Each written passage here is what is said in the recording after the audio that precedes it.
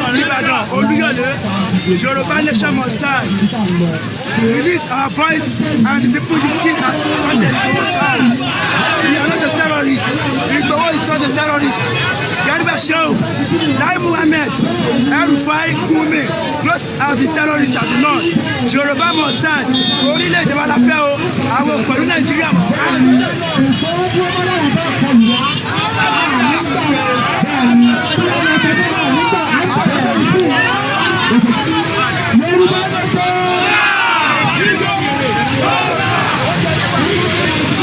We are live here in roundabout. Mokola, roundabout, Mokola. Tinubu olè, Tinubu olè, Buhari olè.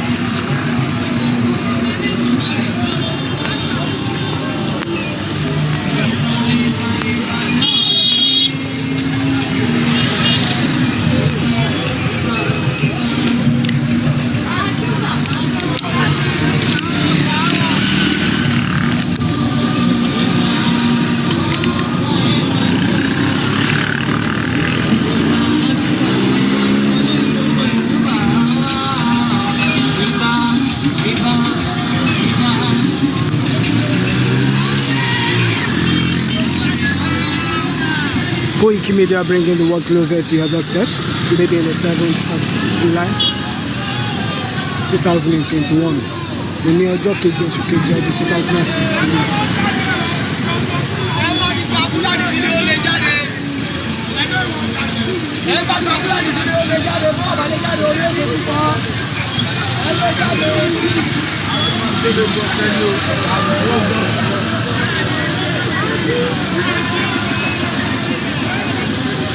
My share broadcasting.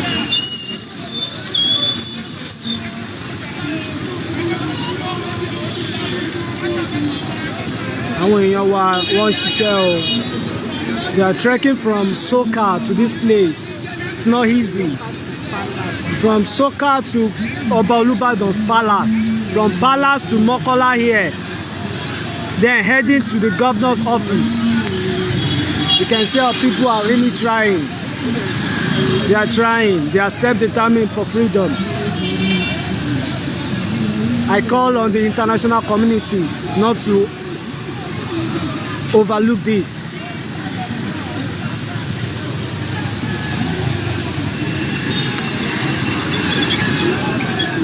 Let them see into this.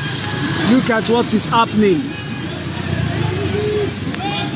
The country is full of blood. People are dying in their masses. One of the information getting to us this afternoon. One of the northern states is being attacked by Boko Haram and it led masses to death. Same as some kids who are being kidnapped.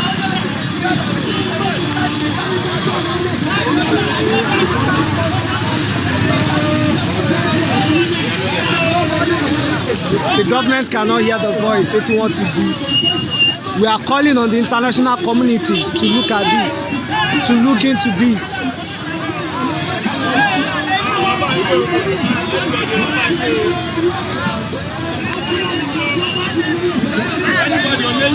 Anybody máa wò sáwọn ìyára náà.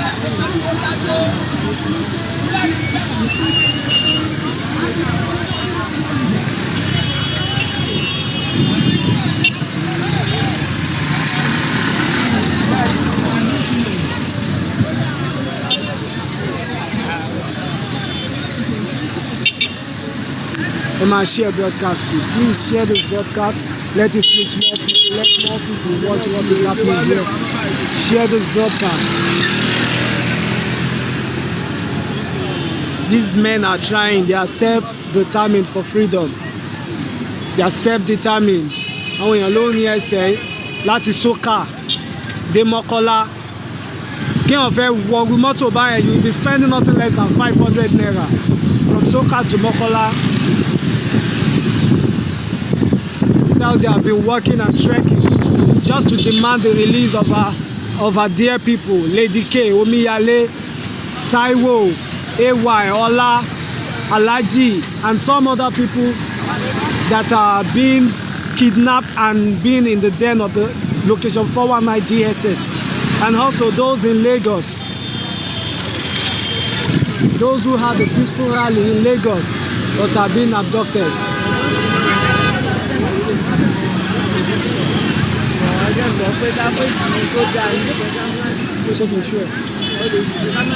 Gẹ́gẹ́ bí ẹ ti rí àwọn kan ṣe ní accident sí ni, though they are not part of us, they just had an accident. Tó bá jẹ́ ìlú tó dáa ni ambulance máa hang around. Ambulance will be hanging around and we come to their help. Ẹ wo ibi tá à ń lọ lélẹ̀ o.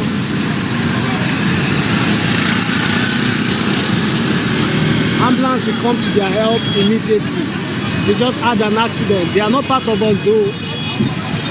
You can see. Our students don't need accident.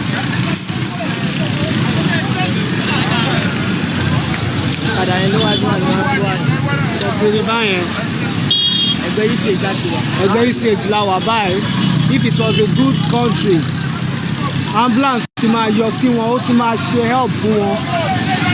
Just like Boss Koiki went, beside an hospital in UK, showing everywhere. Same thing is happening here. You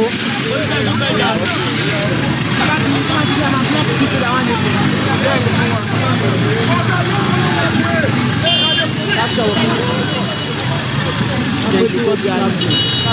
Which media bringing the world closer to your doorstep? Scanning the total. Ambulance ma hang around, and it's under 1 minute of what has happened. Even without calling for help. Egbeyi says Lawa, you can see along Secretariat. The best university, the best medical practical school in Nigeria. You can see UCH Lawa, and some people had an accident here, but you see ambulance to my help wọn ṣe rí. Ọmọ yẹn ṣe léṣe gan.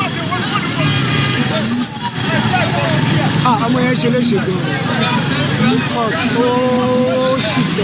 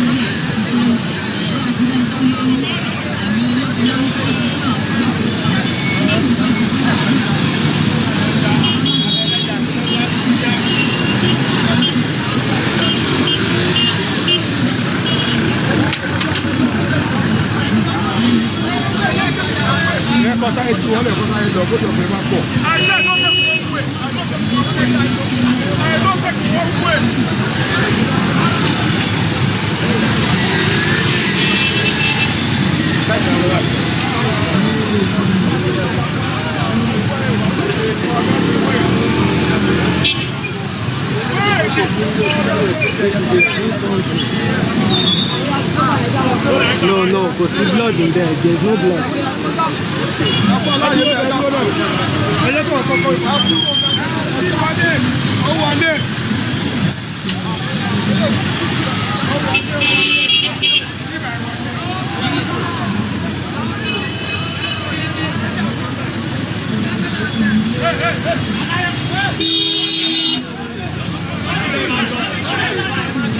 ẹ máa share broadcast to take to media bring the work closer to ẹ má ronú sí i ó ti ṣẹlẹ̀ a máa gbàdúrà lọ́wọ́ yìí. káwọn èèyàn kọ́ mọ́ dúró mọ́ kẹ́tẹ́ ká máa lọ ọ̀nà ẹ̀sẹ̀ àti débi tá à ń lọ tábà lẹ́yìn yẹn ayọ̀ oníkálukú wà lè.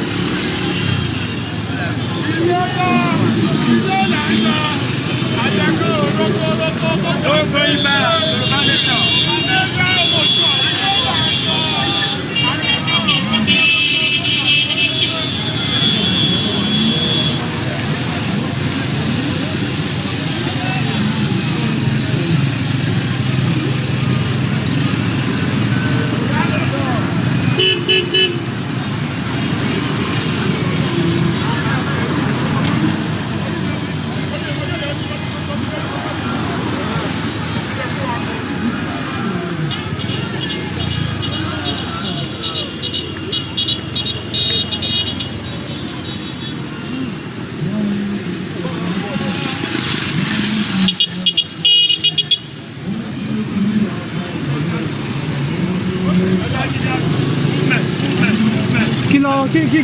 kí ni wọ́n tún lọ ń jábẹ̀ yẹn tó fún kí wọ́n fáwọn èèyàn lẹ́sìn bíbá jáde ẹ jẹ́ kó padà báyìí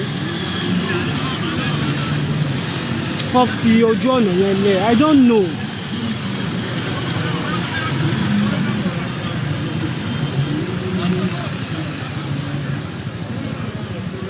àti ọ̀rọ̀ amúlé wọn kó máa mú bọ̀ǹdí yes.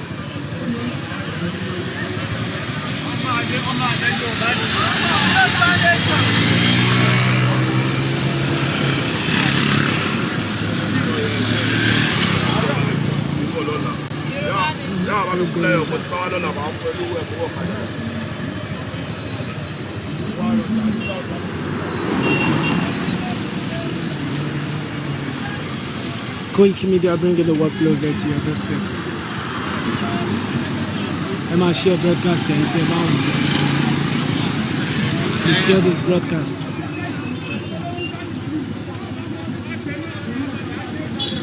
We are heading for the governor's office to make our mind being known for the release of our dear people, dear innocent citizens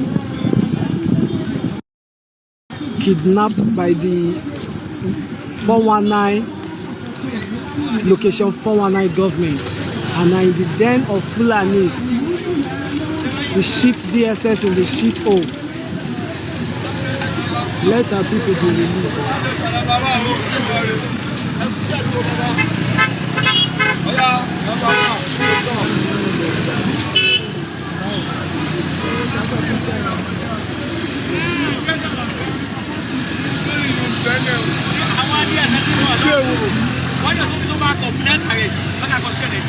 Kò sófin.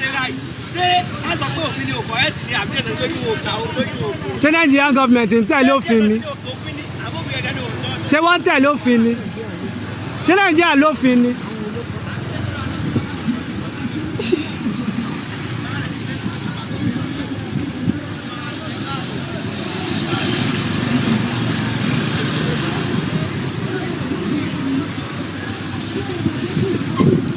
Kí làwọn èèyàn tún jókòó lé ẹ̀kọ́ ọlọ́ọ̀?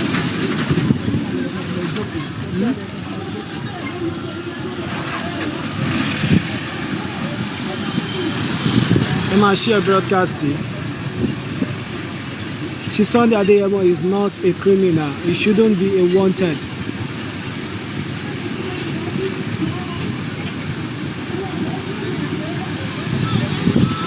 This is a peaceful protest.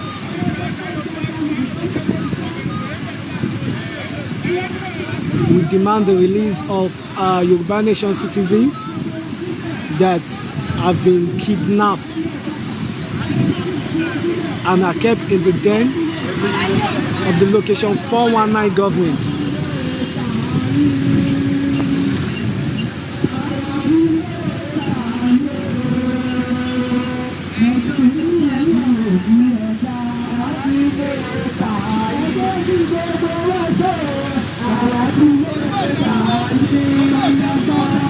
It is a peaceful protest. It is peaceful. Am I share broadcasting?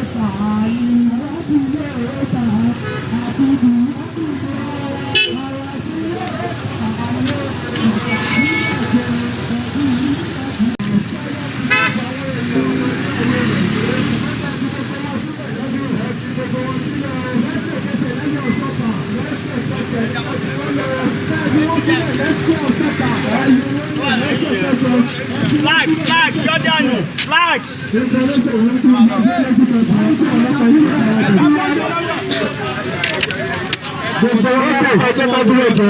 wọ́n ní pé ká ti dé secretariat pé ká má sọ̀rọ̀ pa Yorùbá nation pé ká kọ́ demand fún release àwọn ọmọ wa.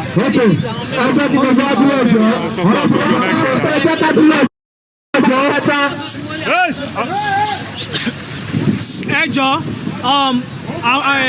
àwọn èèyàn wa ní diaspora wọ́n ní tá bá ti déwájú governor's office pé since tó yẹ pé gbogbo nǹkan tá a mú dání is for Yorùbá nation ká má dárúkọ Yorùbá nation for now. ká demand release àwọn èèyàn wa tí wọ́n mú. ká fún yàn kan lọ́rọ̀ sọ ọmọ ẹ̀ o. máìkì dà. ẹ jọ gẹ́gẹ́ bí nǹkan tí à ń sọ lọ nǹkan tó gbé wa jáde lónìí ni láti wá fi ẹ̀hónú hàn lórí gbogbo àwọn tí wọ́n wá kó ẹ jẹ́ à lọ secretariat. nílé olóyè Sunday Igboho tí gbogbo wọn pátá tí wọ́n fi wọ́n sílẹ̀ lẹ́yìn ọ̀sọ́pà torí pé kí ni wọ́n lè ṣẹ̀wọ́n lọ́sẹ̀ kẹta. ẹ máa share broadcasting. You can all see we read comments. We read comments and we follow your good decisions.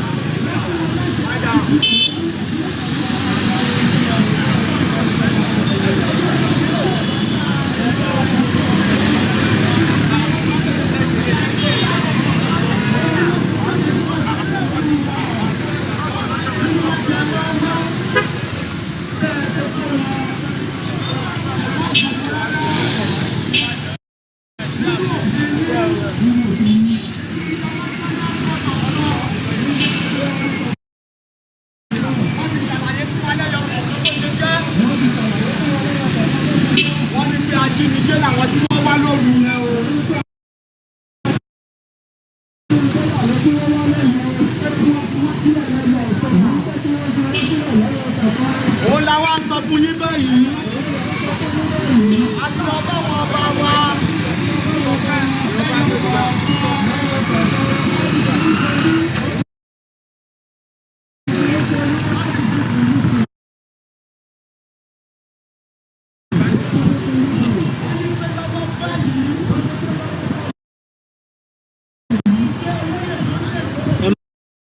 Share broadcasting.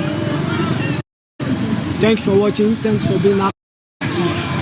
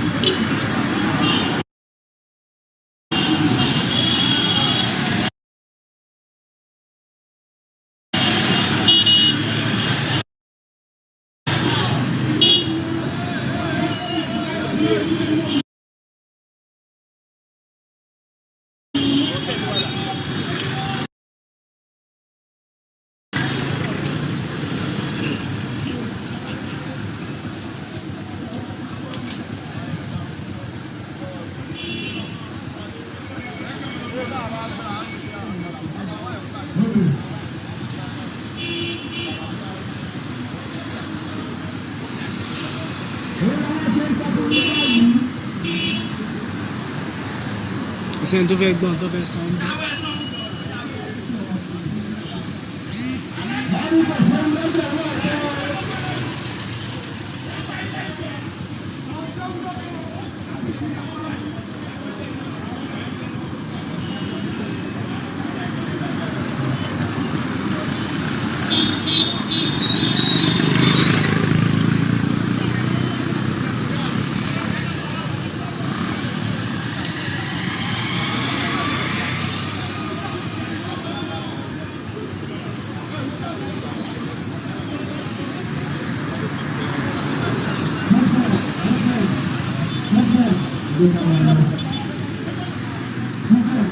ìlú ká tẹ̀síwájú.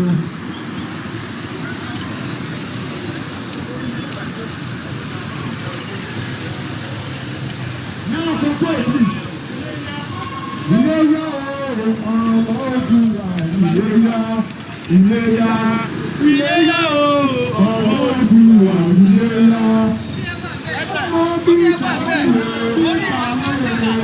Ọ̀nà ọjọ́ táwa wà nílé, ẹjọ́ ọlọ́lá àtúntò ìhàn, àwọn tó ní àwọn ńlá Iléyá, Iléyá ọmọ Òdùwà, Iléyá.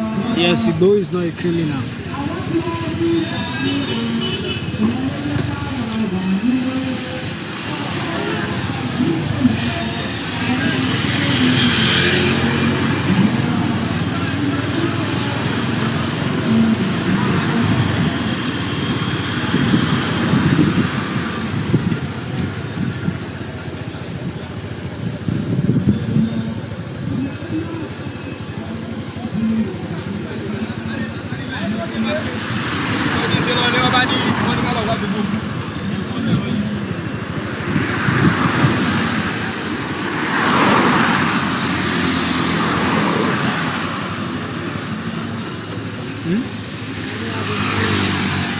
Candle night. Candle night. Okay, let's go.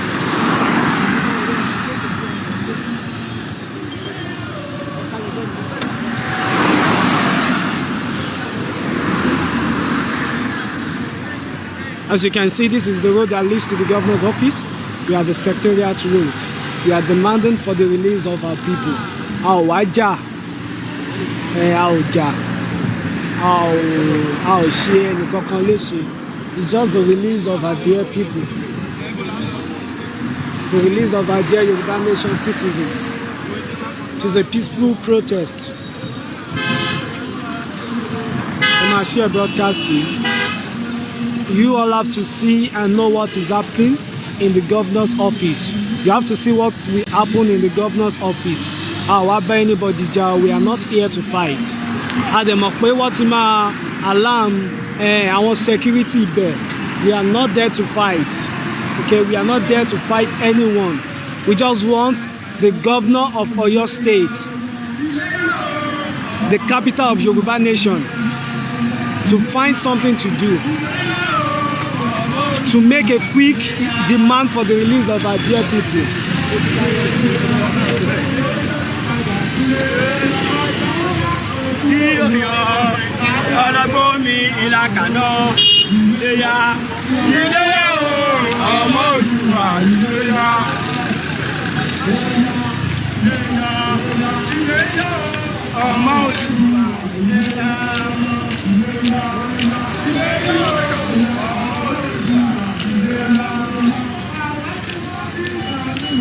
Emma #Igboho is not a criminal.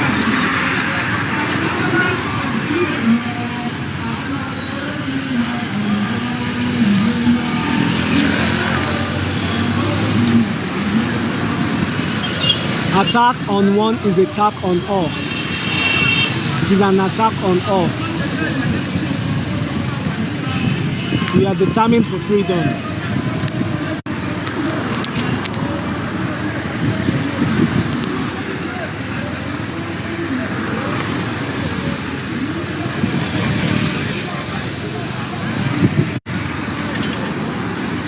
We need the release of the heads of Sunday Igboho. Koiki Media bringing the world closer to your doorsteps. Today being the 7th of July 2021. Òní jẹ́ ọjọ́ keje oṣù keje ọdún 2021.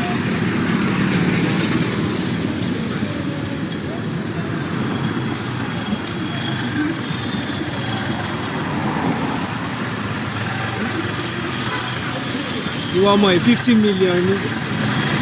50 million. You know one.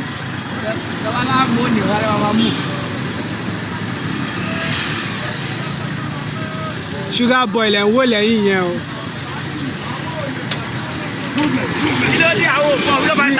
We demand the release of Sugar boy.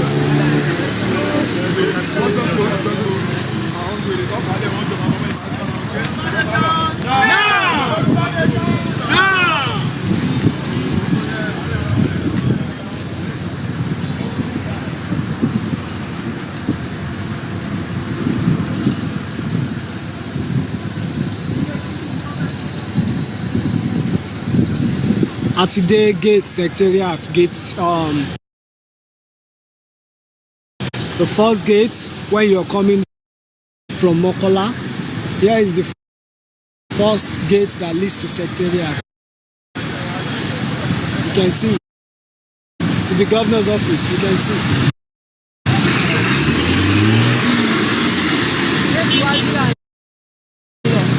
Gate iwájú là ń lọ. Main gate là ń lọ. Main gate là ń lọ síwájú.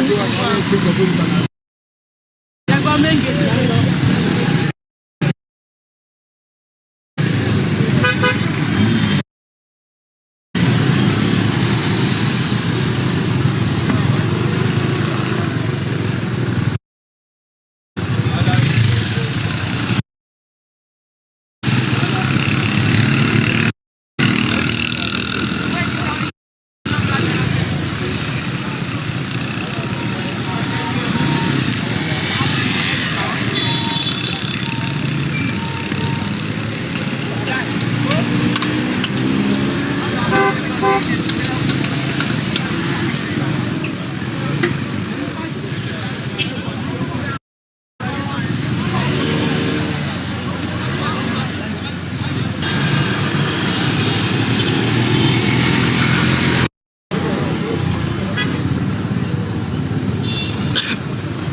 Koiki Media bring it the world closer to your doorsteps.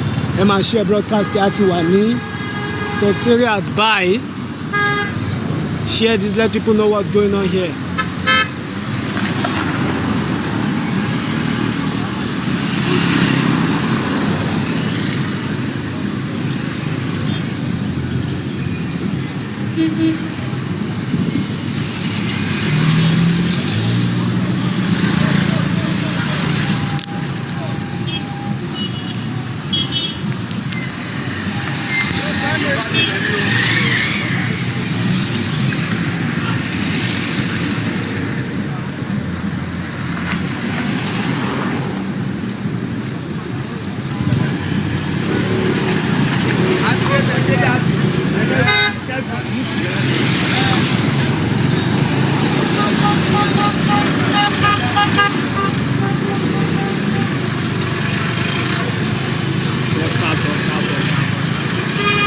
Jẹ́ káwọn èèyàn lójú ọmọ bọ́tà.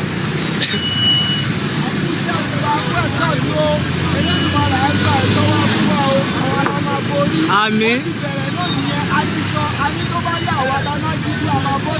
Bẹ́ẹ̀ni.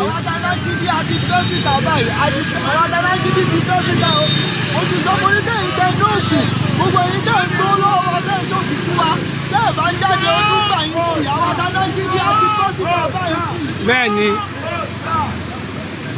Free our people. Igbo is not a criminal. Free our people. Igbo is not a criminal. He is a pressman. Press ni one. He's a pressman. That can kill me.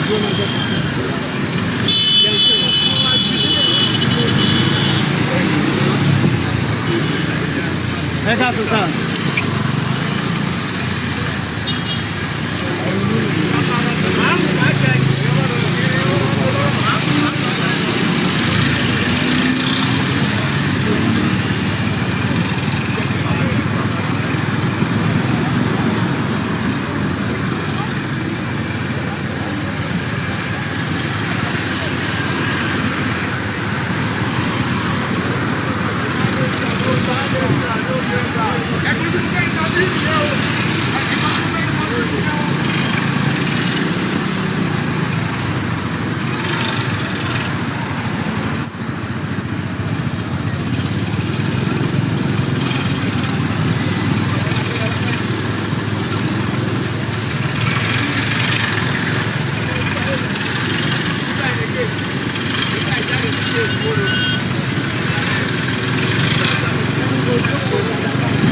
Kí n jókòó dáadáa báyìí.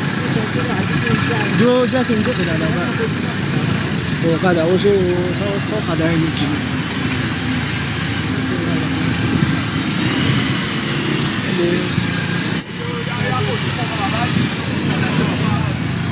O lè pàkó ọ̀kadà. Ẹgbẹ́ kan bẹ́ẹ̀ máa stand by.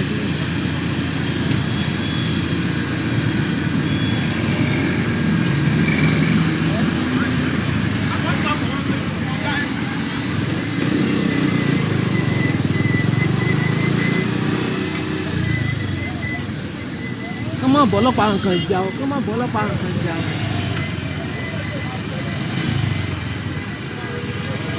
kéèyàn kan coordinate wọn. ẹ lọ bá wọn ẹ̀yin ká má bọ́ ọlọ́pàá nǹkan.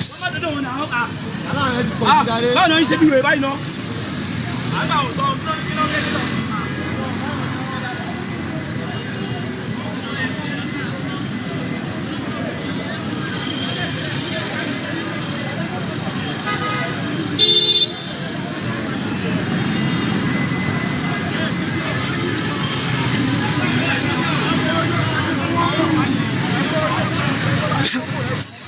Hey, sir, they are not here to fight you.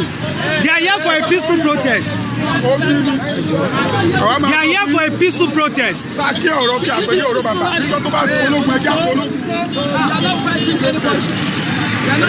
They are not fighting anyone. It is a peaceful protest. Please. Sir? No, don't worry. It's nothing. They are not coming with. Wọ́n ní kẹ́ ẹ máa bọ̀. Ẹ má súnmọ́ bí wọ́n ti sọ̀rọ̀ so ẹ rọra dúró ẹjọ́. Wọ́n ní pé kọ́ máa wà pẹ̀lú báwo. Ẹ ṣe sùúrù wọ́n ní kọ́ máa bá ẹ̀gbọ́n tẹ́lẹ̀ ẹ̀fẹ́ tó fẹ́ kọjú mọ̀dá wa. Kò sí nǹkan kan. Ó kéré. Sir, please just tell him to put Ẹ̀jẹ̀ down máa his tún phone. lára ẹ̀ ń sìn.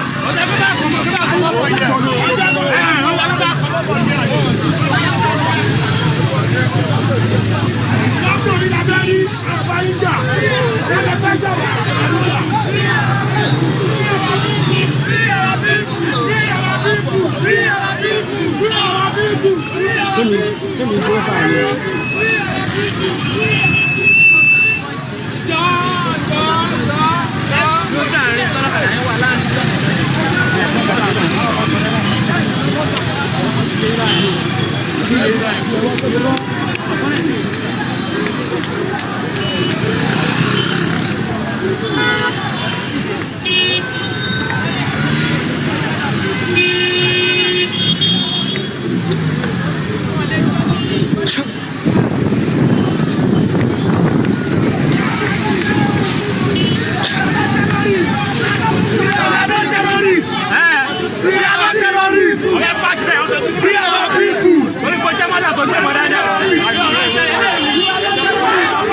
We are at Secretariat now.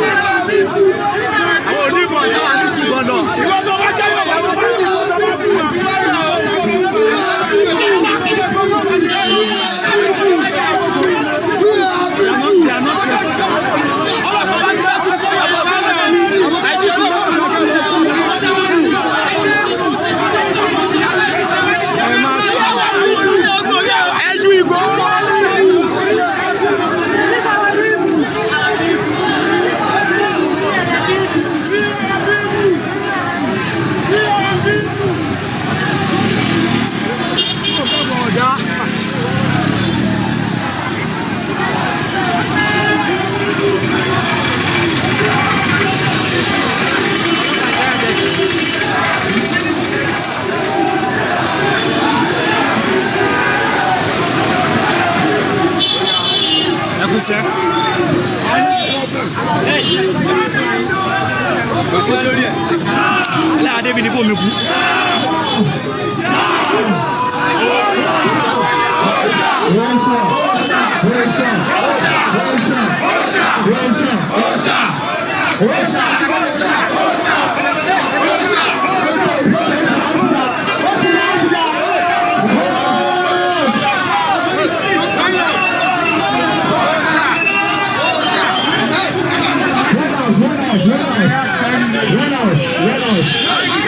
One now, say check on ọkọ sọ̀rọ̀ jàre.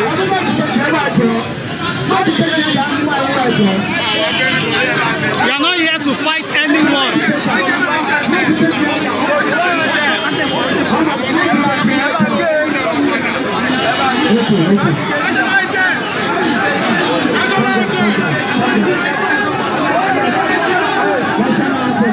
Ẹ jẹ́ kó move àwọn èèyàn sẹ́yìn.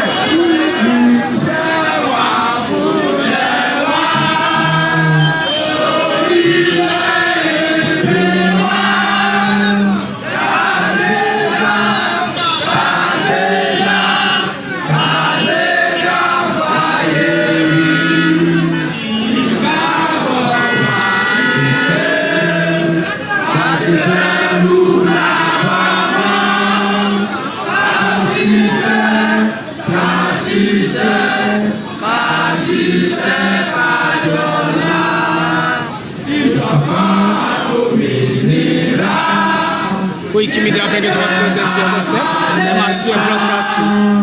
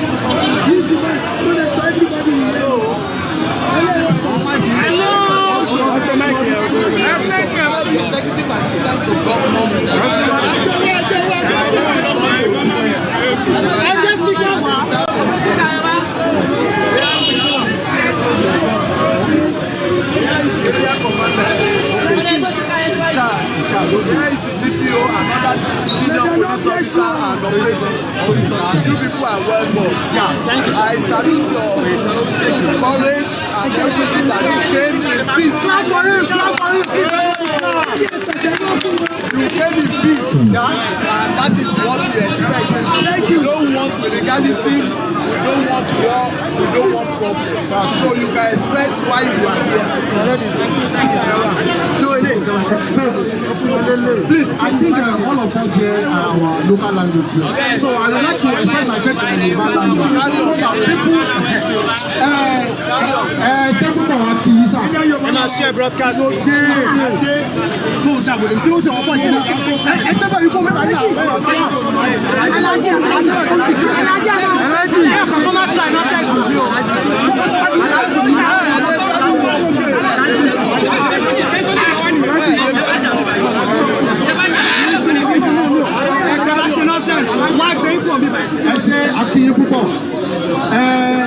àwa náà tẹ́lẹ̀tẹ́lẹ̀ ọ̀tọ̀ lèrò wa torí nígbà ká tó débi báyìí àwa náà ti yan àwọn èèyàn kan wá bí wọ́n ní wọ́n ti kọ́lọ́pàá síbi lẹ́gẹ̀dẹ̀ àwa rò pé wọ́n kọ́lọ́pàá síbi kẹ̀ ṣé nílẹ̀ bàbá wa ṣé ọlọ́pàá tó wọn máa pa wọ́n lẹ̀ bàbá wa ọ̀dà ẹ̀já débẹ̀ ṣùgbọ́n nígbà tá a débi tá a tún bá yàtọ̀ ẹgbà wa tọwọ́ tẹsẹ̀ àkìrí púpọ̀ sà ẹ ṣé gan.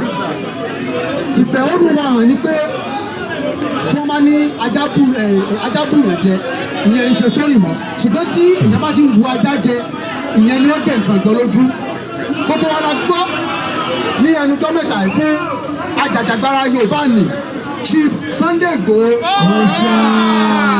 bí àwọn àjọ DSS bí wọ́n ṣe wá sí inú ilé rẹ̀ láti wá pa láti wá digbé àti wọ́n á gbọ́ pé àwọn àjọ DSS wọ́n tún wá dìkíà Chief Sunday Igboho wanted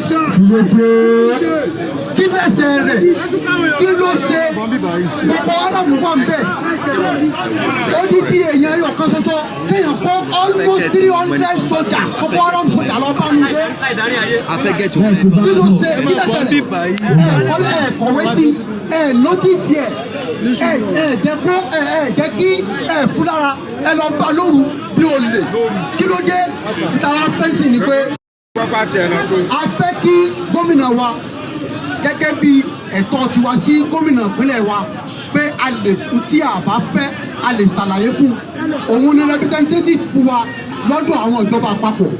A fẹ́ kí gómìnà wa bá wa sọ fún wọ́n yí ohun wọn padà pé Chief Sunday Igboho kì í ṣe wanted.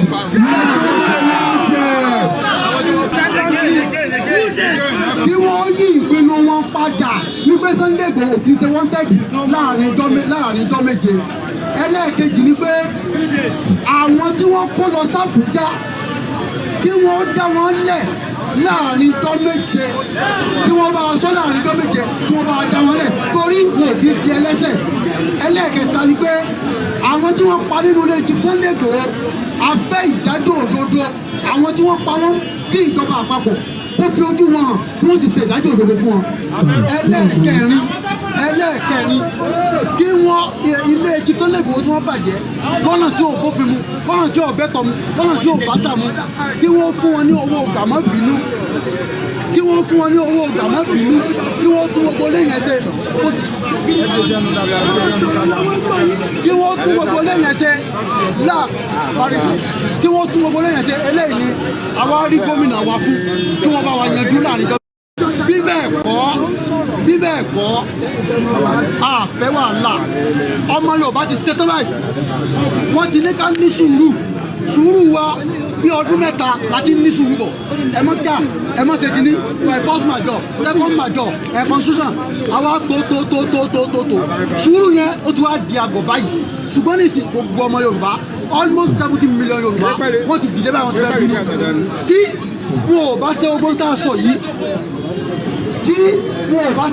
a sọ yìí àwọn ọmọ Yorùbá ti ṣetán láti bínú ṣùgbọ́n àfẹ́ wàhálà nípínlẹ̀ Ọ̀yọ́ àfẹ́ wàhálà fún gómìnà wa kí wọ́n gbẹnu wa sọ fún olórí orílẹ̀-èdè wa fún àjọ DSS pé gbogbo ń tá a béèrè yìí kó jẹ́ kán mú wá sí musẹ̀ tí wọn ò bá ṣe bẹ́ẹ̀ ọmọ Yorùbá ti ṣetán ọ̀fẹ́ bínú àwọn tó ń kó lọ́jọ́ ta kí wọ́n fi wọ́n lẹ̀ nípa wá fún nìyẹn.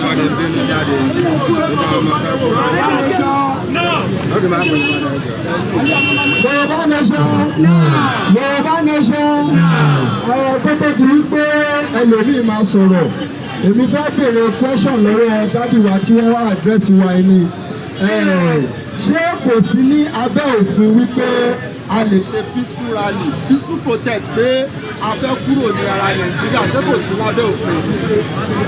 Ìbéèrè tẹ́ béèrè ẹ jẹ́ fún ilé sí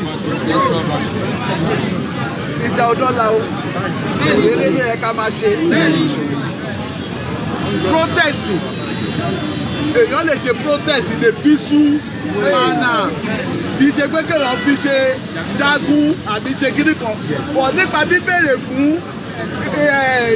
orílẹ̀-èdè ìkọ̀kọ̀ èmi ò mọ̀ pé torí mi ò kàwé dé yẹn mi ò ṣe lọ́ọ̀yà lọ́ọ̀yà ló lè yanjú ìyẹn lọ bẹ́ẹ̀ yẹn nípa ọ̀rọ̀ tẹ́ sọ ẹni èkíní wọ́n ṣe máa yọ wọ́n tẹ̀ kúrò ẹ̀jẹ̀ ìṣàlàyé kẹ́lẹ̀ mọ́ pé kó farabalẹ̀ gbọ́ yìí wípé kọ́ yọ wọ́n tẹ̀ kúrò lórúkọ Chief Sunday Igboho àwọn tó mú wọ́n dá wọn sílẹ̀ láàrin ọjọ́ méje ẹni ilé wọn tó bàjẹ́ àwọn méjì tó kú they should make sure that the cases they get justice.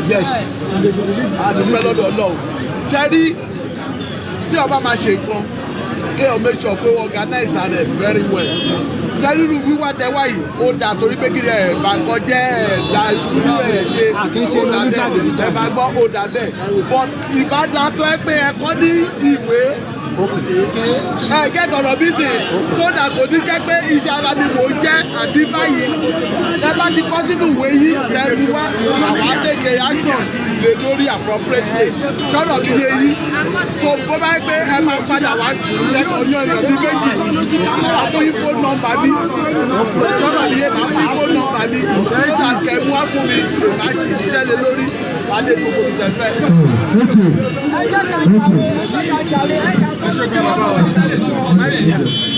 Nàìjíríà ti rí báwa sí. ẹ mọ̀ pé èmi kọ́ ni gómìnà tẹ wá rí. máìkì yẹn dà.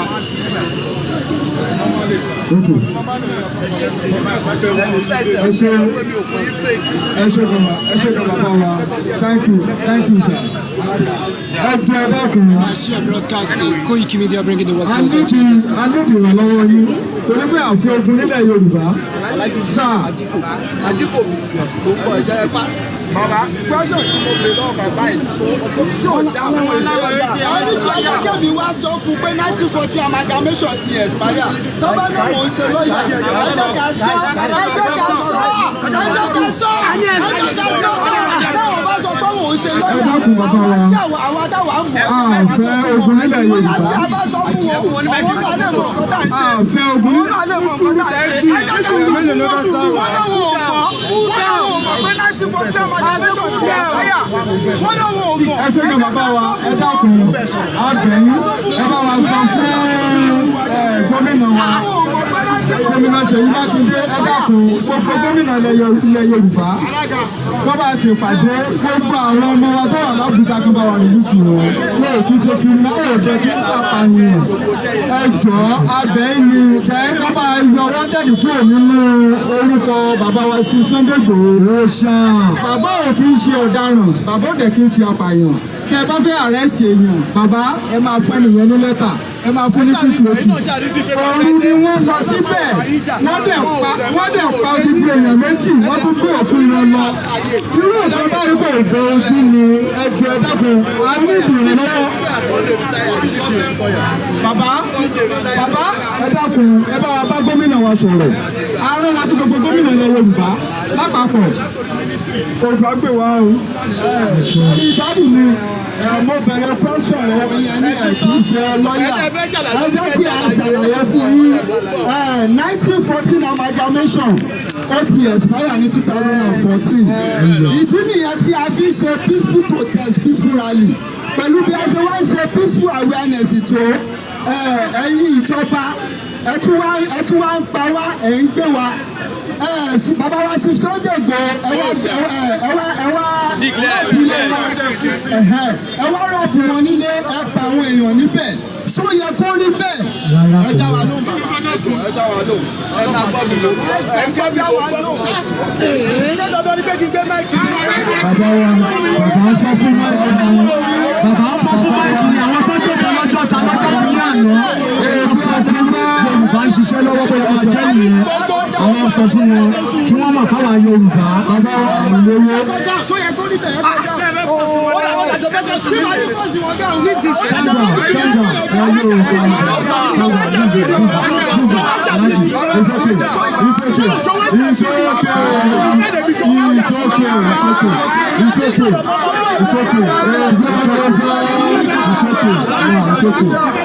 It's okay.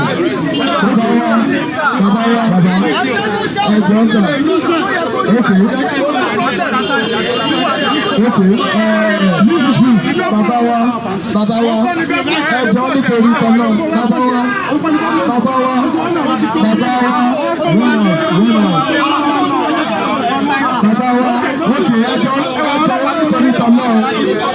Abẹ́ bẹ̀yẹ lórúkọ àwọn alálẹ̀. Ẹ bá wa sọ fún àwọn ọlọ́pàá. Ṣẹ̀rí ẹ̀jọ̀ sà. Ṣẹ̀rí ẹ̀jọ̀. Okay.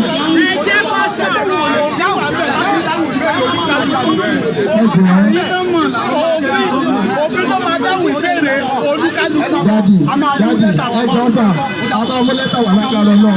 Ẹ dúró, sẹ́rí. Kí ni orúkọ yín dádì àti ipò tí ẹ dìmú sà? Ẹ̀rọ òṣìṣẹ́ ni lórí. Sir, your name. Ẹ ṣe sá, àwọn ọmọ lẹ́tà wà.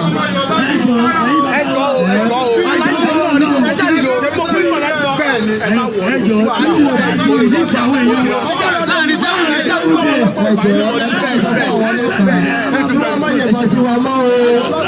Wọ́n lọ́pọ̀ ọmọ yẹ̀bọ̀ sí wa mọ́ o. Wọ́n yẹ nínú ọkọ̀ ẹ̀yẹ tó ti ṣe wọ́n mọ́ o. Yorùbá ló ń fọ́.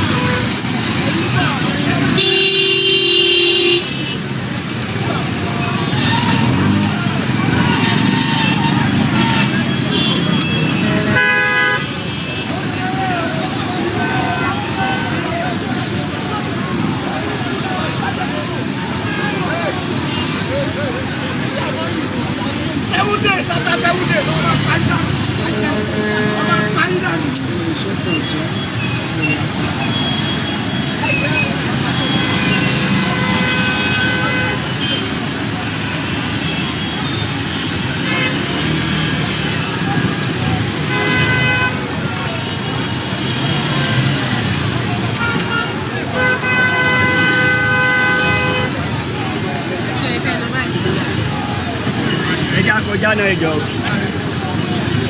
ẹgbẹ́ máa kọ̀ ní wa ẹjọ́ ìmọ̀ tẹ́ ṣé ní pọ̀tàkì.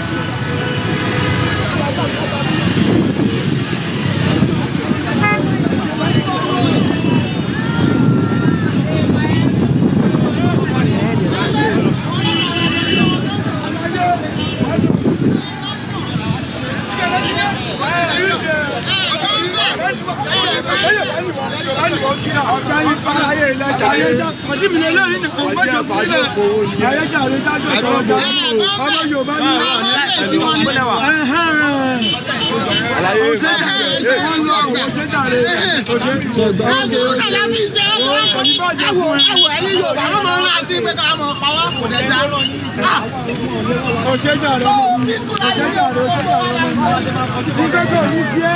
Thank you very much for watching. Thank you for joining us live. We are going to be offering the broadcast now. Koiki Media bringing the work closer to your doorsteps. Today being the 7th of July.